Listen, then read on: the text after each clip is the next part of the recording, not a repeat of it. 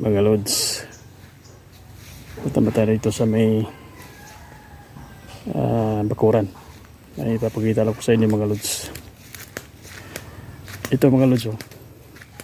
Itong puno nito mga lods, oh. Ito. Yan, kikita nito mga lods, oh. Yan.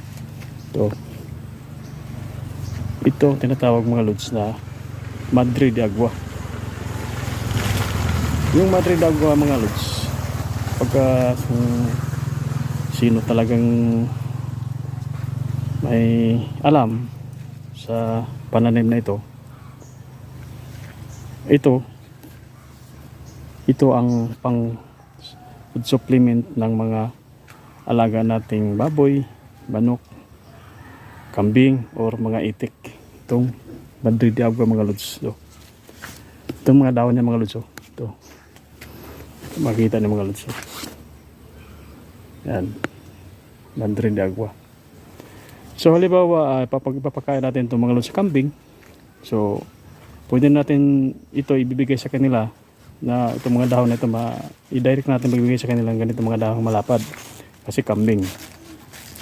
Pero kung baboy man, so kailangan natin tatarin pino itong mga lods ng dahon niya para ihalo sa page man or tinatawag ng tahop sa Bisaya pa.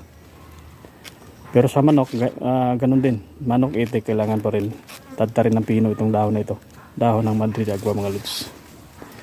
So napakasustansya kasi itong mga lods sa pag ito ang ihalo natin sa pagkain ng mga alaga nating kambing, baboy, manok or itik. Kasi ayun lang sa experience ko, talagang napakasustansya ito mga lods, yung Madre de Agua. So ito mga lods, dito lang ito natanim sa bakuran namin sa bahay. So nakikita ko kasi sa ibang mga lods, sa ibang tutorial sa YouTube na ang Madre de Agua talaga ay napaka sustansya pag ipapakain natin to sa mga alaga nating mga hayop. So ito mga lods, matagal na ito natanim mga lods. Itong puno na ito Madre de Agua. Hindi lang siya gano'ng lumalaki kasi nga nasapawan siya mga lods sa itong puno ng mga lods, yung suha. So naubira siya sa suha, so hindi siya gano'ng lumalaki mga lods. Pero pag itanim natin ito sa open area na talagang siya lang talaga ang talagang lalabong talaga to yung mga dahon ng mga lods ng Madre de Agua. Ito kita niyo mga lods, ang dahon ng Madre de Agua. Itong Madre de Agua to. So tingnan yung mga lods, punuan mga lods, yung puno. Ito pinakamin niya na puno ito. Kasing laki na ng bata. Pero sumasanga-sanga na siya. Kasi nga hindi siya na matrim ng husto kasi nga pinaano lang sa ng mga lods. Tinatanggal-tanggalan ng sanga. Kasi apang akala namin itong mga lods bulaklak lang. Pero yun pala, Madre de Agua pala ito. So itong mga lods, itong katagalan pala ito na halaman na pananim. Kung matanda na talaga siya, parang namulaklak siya mga lods. May bulaklak siya.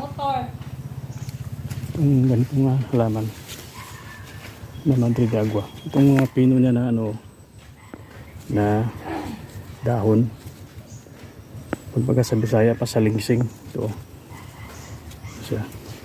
Ito mga lods, Madre de Agua.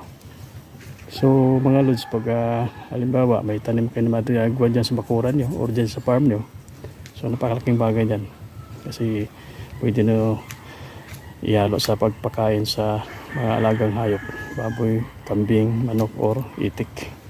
Kasi napakasustansya itong dahon na itong mga lods ng Madre de Agua. So alam naman natin mga lods ngayon, mahal na yung feeds pati nga yung tahip or tahop sa tinatawag ng Bisaya, medyo may presyo na rin. Kasi pag magmahal ang bigas, talagang tataas din ang presyo ng ganun na mga pang pakain sa mga kahayupan natin. Baboy, kambing, manok, or itik. So mga lods, hanggang dito na lang yung video ko. Maraming salamat sa panonood nyo. Ito pinapakita kong puno ng pang supplement natin sa mga baboy, baboy, manok, kambing, itik, manok, itong Madre de Agua. So maraming salamat mga lods sa panonood.